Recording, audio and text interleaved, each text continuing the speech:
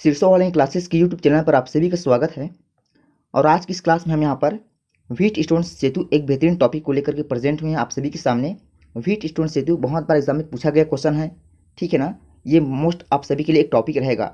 हम यहाँ पर सिद्धांत और सूत्र का निगमन करके आप सभी को यहाँ पर सारी चीज़ों को अच्छे से यहाँ पर बिल्कुल बेहतरीन तरीके से समझाने का प्रयास करेंगे।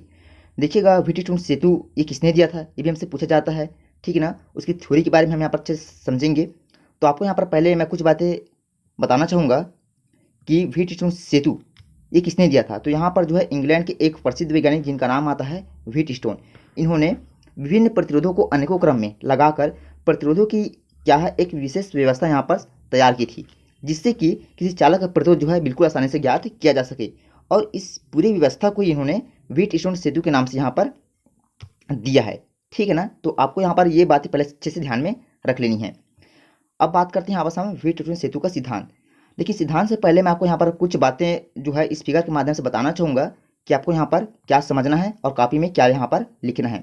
देखिएगा, व्हीटस्टोन सेतु में क्या होता है, जो चार प्रतिरोध होते हैं। चार प्रतिरोध का मतलब जैसे कि आप देख सकते हैं स्क्रीन पर, एक होता है हमारा पी प्रतिरोध, दूसरा होता है क्यू प्रतिरोध, तीसरा होता है आर प्रतिरोध और चौथा होता है यहाँ पर एस प्रतिरोध। इन चारों प्रतिरोधों को जो है चतुर्भुज की चार भुजाओं में जोड़ा जाता है। चतुर्भुज कौन सा, तो एक है हमारा ए भुजा, दूसरा है बी भुजा, तीसरा यहाँ पर सी भुजा और चौथा यहाँ पर डी भुजा। इन चारों भुजाओं में चारों प्रतिरोधों को इस प्रकार से व्यवस्थित किया जाता है जिससे कि जो बी डी विकर्ण है, बी डी विकर्ण है ये क्या हमारा एक धारा है, ठीक, जिसको हम यहाँ पर क्या है जी से डिनोट करेंगे। दूसरा जो हमारा यहाँ पर विकर्ण बन रहा है, विकर्ण क्या है हमारा ए सी है, इसमें क्या है इसका संपर्क हमने जो है सेल से कर रखा है, ठीक है ना। इन चारों भुजाओं का इस प्रकार से व्यवस्थित किया जाता है, प्रतिरोधों को इस प्रकार से व्यवस्थित किया जाता है जिससे कि धारा मापी में कोई विक्षेप ना हो। और यही क्या होता है, हमको संतुलन की स्थिति में लेकर के चलना होता है। और यही क्या होता है, व्हीटस्टोन सेतु कहलाता है। क्या कहलाता है ये, व्हीटस्टोन सेतु यहाँ पर कहलाता है। तो चलिए यहाँ से हम समझते हैं हम यहाँ पर कि व्हीटस्टोन सेतु का सिद्धांत क्या होता है। देखिएगा, आपको हर एक बातें यहाँ पर जो कॉपी में स्टार साथ मेंशन जरूर करनी है, ठीक है। व्हीटस्टोन ने प्रतिरोधों की एक विशेष व्यवस्था का आविष्कार किया जिसकी सहायता से किसी चालक का प्रतिरोध ज्ञात किया जा सके, और इस व्यवस्था को ही व्हीटस्टोन सेतु यहाँ पर कहते हैं। ये भी आपको अच्छे से यहाँ पर ध्यान में रखना है, ठीक है। अब देखिएगा, व्हीटस्टोन सेतु में चार प्रतिरोध कौन सा है, तो मैंने आपको बताया है, एक होता है पी, दूसरा होता है क्यू, तीसरा होता है आर और चौथा होता है यहाँ पर एस। ये चार प्रतिरोध होते हैं जो कि चतुर्भुज की चार भुजाओं में, जो कि हमारा ए बी सी डी के फॉर्म में होता है, इसमें इसको क्या है अरेंजमेंट किया जाता है, व्यवस्थित किया जाता है।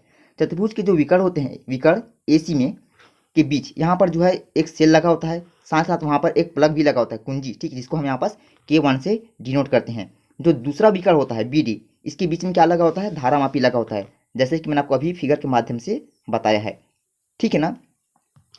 यहाँ तक करने के बाद आपको यहाँ पर फिर क्या लिखना है, आपको यहाँ पर बताना है कि अब चतुर्भुज की चारों भुजाओं पर लगे प्रतिरोधों को क्या करना है, चतुर्भुज के चारों भुजाओं पर जो प्रतिरोध लगा होता है इसको हम इस प्रकार से संयोजित करेंगे, फिर व्यवस्थित करेंगे कि सेल द्वारा पूरे परिपथ में विद्युत प्रवाहित करने पर धारामापी में क्या कोई भी विक्षेप हमको नजर ना आए, विक्षेप ना हो। तो इस दिशा में क्या होता है, इस दिशा में जो सेतु होता है ये बिल्कुल जो है संतुलित की अवस्था में रहता है, ये संतुलन की अवस्था में रहता है। और यही जो संतुलन की अवस्था होती है इसको हम इस प्रकार से इस फॉर्म में लिखना है। क्या लिखना है यहाँ पर, P बटे क्यू बराबर R बटे एस। और यही क्या होता है, व्हीटस्टोन सेतु के लिए एक व्यंजक यहाँ पर तैयार होता है, ठीक है ना। व्हीटस्टोन सेतु के लिए यहाँ पर एक व्यंजक यहाँ पर तैयार होता है और यही सारी चीज़ों को हमको यहाँ पर प्रूव करके बताना है आगे, ठीक। तो उम्मीद है आपको यहाँ तक तो अच्छे से समझ में आया होगा और आपने जरूर यहाँ पर, ठीक है ना, सारी चीज़ों को कॉपी में मेंशन जरूर किया होगा। तो देखिए यहाँ पर अब समझते हैं उसके निगमन की ओर बढ़ते हैं, जानते हैं यहाँ पर कि व्हीटस्टोन सेतु का सूत्र क्या है। देखिए यहाँ पर मैंने आपको बताया थोड़ी देर पहले कि विभिन्न प्रतिरोधों को अनेकों क्रम में लगाकर प्रतिरोधों की एक विशेष व्यवस्था यहाँ पर तैयार की जाती है, बनाई जाती है, जिससे कि किसी चालक का प्रतिरोध बिल्कुल आसानी से ज्ञात किया जा सके। प्रतिरोध की इस व्यवस्था को क्या कहा जाता है दोस्तों, यहाँ पर व्हीटस्टोन सेतु इसको कहा जाता है, ठीक है ना। चतुर्भुज में लगी कुंजी K2 को दबाने पर भुजा BD में धारा बहती है। आपको यहाँ पर ध्यान रखना है कि चतुर्भुज में लगी K2 को दबाने पर भुजा BD में धारा नहीं बहती, अतः B और D के बीच क्या होता है, विभवांतर जो बिल्कुल यहाँ पर शून्य बना ही रहता है। अब देखिए यहाँ से हमको ध्यान में रखना है, यदि हम सूत्र का यहाँ पर निगमन करेंगे तो किरचॉफ का यहाँ पर जो है द्वितीय नियम यहाँ पर लागू होता है। मैंने आपको इसके पहले वाली क्लासेस में बताया था कि किरचॉफ का प्रथम नियम क्या होता है और किरचॉफ का द्वितीय नियम यहाँ पर क्या होता है ना। किरचॉफ का एक आता है यहाँ पर, एक आता है यहाँ पर प्रथम नियम, दूसरा आता है यहाँ पर द्वितीय नियम, ठीक है ना। जो किरचॉफ का प्रथम नियम होता है, इसमें क्या होता है कि किसी भी संधि पर, किसी विद्युत परिपथ में किसी भी संधि पर मिलने वाली समस्त धाराओं का बीजगणित क्या होता है, पूरी तरह से जीरो होता है। वहाँ पर किसी विद्युत परिपथ में किसी संधि पर मिलने वाली समस्त धाराओं का बीजगणित क्या होता है, जीरो होता है। जबकि द्वितीय नियम में क्या होता है, किसी विद्युत परिपथ में किसी बंद पृष्ठ के, है ना, किसी विद्युत परिपथ में किसी बंद पृष्ठ के यदि हम उसमें धारा प्रवाहित करते हैं तो जो धारा होती है उसके संगत प्रतिरोधों के गुणनफल, ठीक है ना, उसके संगत प्रतिरोधों के गुणनफल, साथ ही साथ जो उसमें विद्युत भाग बल लगा होता है बीजगणित क्या होता है, ये बराबर होता है। ये भी हमको यहाँ पर ध्यान में रखना है, ठीक। तो देखिए यहाँ पर ये जो व्हीट स्टोन सेतु है, इसमें हमारा यहाँ पर द्वितीय नियम ही लागू होगा। मैंने आपको बता भी दिया है कि किरचॉफ का द्वितीय नियम जो है सिर्फ और सिर्फ बंद पृष्ठ के लिए लागू होता है। ये बंद पास के लिए लागू होता है यहाँ पर, ठीक है ना। बंद पृष्ठ कहें फिर बंद पास कहें, ठीक है ना। तो चलिए यहाँ सबको आपको कॉपी में लिख लेना है किरचॉफ का द्वितीय नियम यहाँ पर लेने पर। तो देखिए यहाँ पर किरचॉफ का द्वितीय नियम क्या है, लेकिन उससे पहले मैं आपको यहाँ पर फिगर के माध्यम से यहाँ पर बता देता हूँ कि इस फिगर में कौन कौन से यहाँ पर जो है बंद पास तैयार हो रहे हैं। तो चलिए फिगर की ओर बढ़ते हैं। देखिएगा, यदि आपने यहाँ पर फिगर को अच्छे से ध्यान में रखा होगा तो आपको समझ में आ गया होगा कि यहाँ पर हमारा दो बंद पास तैयार होंगे। पहला एक हमारा ए बी डी ए, कौन कौन सा बन गया, ए बना है, बी बना है, डी बना है, ए बना है। ये हमारा प्रथम बंद पास हो गया। यदि हम यहाँ पर द्वितीय बंद पास की बात करें तो हमारा बनेगा B C D B, B C D, फिर उसके बाद बी। ये हमारा एक द्वितीय बंद पास बन गया है, ठीक है ना। तो दो बंद पास बने हैं। अब यहाँ से समझते हैं दोनों बंद पास को हम यहाँ पर आगे लेकर के। देखिएगा, हम यहाँ पर पहले बंद पास की बात करते हैं। तो पहले बंद पास के रूप में मैंने आपको क्या बताया, यहाँ पर पहले बंद पास के रूप में मैंने बताया है आपको हमारा बन रहा है ए बी डी ए के लिए किरचॉफ का द्वितीय नियम लगाने पर। तो कौन कौन सा बन रहा है यहाँ पर, एक बार हमारा I1 P, दूसरा हमारा बन रहा है I2R। अब देखिए यहाँ पर बीच में माइनस का चिन्ह क्यों लगा है, तो मैंने आपको फिगर के माध्यम से बताया है कि यदि इसके पहले वाली क्लास में है ना किरचॉफ के जो नियम मैंने आपको करा रहा था उस टाइमिंग पर, मैंने आपको बताया कि यदि धारा जो है विपरीत दिशा में बह रही है तो विपरीत दिशा में जब भी धारा बहेगी तो उसके लिए हम यहाँ पर बीच में जो है माइनस का साइन लगाकर आगे बढ़ेंगे। अब यहाँ पर धारा मापी में कोई विक्षेप ना हो तो हम यहाँ पर क्या लिखेंगे, बराबर जीरो लगाएंगे यहाँ पर, ठीक है। तो ये हमारा बन गया यहाँ पर I1P माइनस I2R, और यही क्या होगा, हमारा समीकरण नंबर पहला तैयार होगा। अब बात करते हैं दूसरा जो हमारा बंद परिपथ बना था। तो दूसरा हमारा बंद परिपथ क्या बना था, तो मैंने आपको बताया है BCD बना था। अब इसमें हमको यहाँ पर लिखना है I1Q माइनस I2S। ये भी हमारा, इसमें भी हमको क्या लिखना है, यहाँ पर विक्षेप जीरो है तो हम यहाँ पर बराबर जीरो ही लिख के चलेंगे, ठीक है ना। ये हमारा क्या हो जाएगा, समीकरण नंबर सेकंड यहाँ पर तैयार होगा।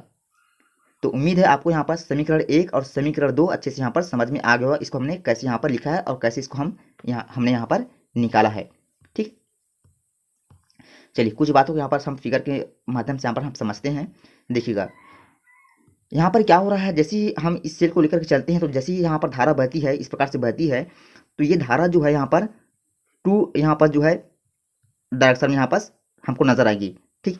ये वाला जो धारा है हमारा ये I1 हो जाएगा, ये वाला हमारा जो धारा है ये I2 हो जाएगा यहाँ पर, ठीक है। तो इसी को हमने यहाँ पर लिखा है, एक हो गया हमारा I2P धारा, एक हो गया हमारा I1R धारा प्रतिरोध के रूप में, ठीक है ना। क्योंकि ये जो है विपरीत दिशा में ये धारा यहाँ पर बह रही है, इस नाम से हमने दोनों के बीच में माइनस का यहाँ पर सिंबल लगा दिया है। वही हम यदि दूसरे यहाँ पर प्रतिरोध की बात करें तो इसको हमको यहाँ पर लिखना चाहिए। एक हमारा क्या बनेगा यहाँ पर, तो एक हमारा यहाँ पर बनेगा I1S धारा, दूसरा क्या बनेगा I2Q धारा यहाँ पर बनेगा, ठीक। तो हमने यहाँ पर जो आपको अच्छे से बता दिया है कि किस प्रकार से हम इन सारी समीकरण को यहाँ पर अरेंजमेंट करना है, कैसे यहाँ पर व्यवस्थित हमको करके चलना है।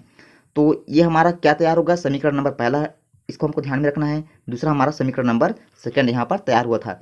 अब हमको यहाँ पर क्या करना है, समीकरण एक और समीकरण दो को आपस में यहाँ पर भाग देना है। तो मैंने यहाँ से लिखा है समीकरण एक और समीकरण दो को आपस में भाग देने पर। तो हमने यहाँ पर पहला समीकरण क्या बनाया है, तो हमने यहाँ पर देखिए यहाँ पर क्या समीकरण हमने यहाँ पर तैयार किया है। तो एक हमारा समीकरण बना है I1P बटे I1Q। दूसरा समीकरण हमने क्या तैयार किया है, तो आप देख सकते हैं I2 यहाँ पर I2R बटे I2S, ठीक है। अब देखिए क्या होना है, यहाँ से आगे आपको यहाँ पर ध्यान में रखना है कि यहाँ पर जो है I1 और I1 कैंसिल हो जाएगा। दूसरी साइड में देखें तो I2 और I2 यहाँ पर कैंसिल हो जाएगा। तो बचा क्या यहाँ पर, तो बच गया हमारा P बटे Q और R बटे एस, यही तो बचा है। और यही क्या होता है दोस्तों, यहाँ पर व्हीट स्टोन सेतु के लिए यहाँ पर क्या होता है, व्यंजक होता है। क्या होता है ये, व्हीट स्टोन सेतु के लिए यहाँ पर ये व्यंजक होता है, यही हमको यहाँ पर प्रूव करके लाना होता है, ठीक है ना। तो उम्मीद है आप सभी को यहाँ तक तो अच्छे से समझ में आया होगा। हमारा प्रयास वही रहेगा कि आप सभी को हर एक बातों को यहाँ पर हम डीप में समझा सकें। तो एक बार चैनल को सब्सक्राइब जरूर कर लेंगे। हमने आपके यहाँ पर जो काफ़ी PDF तैयार करने में यहाँ पर मेहनत की है, तो एक लाइक तो बनता है, और अधिक से अधिक हमारे यूट्यूब चैनल परिवार का एक हिस्सा बनिए, सब्सक्राइब जरूर करेंगे। सो लाइव गाइस, तब तक के लिए जय हिंद, वंदे मातरम, वेलकम।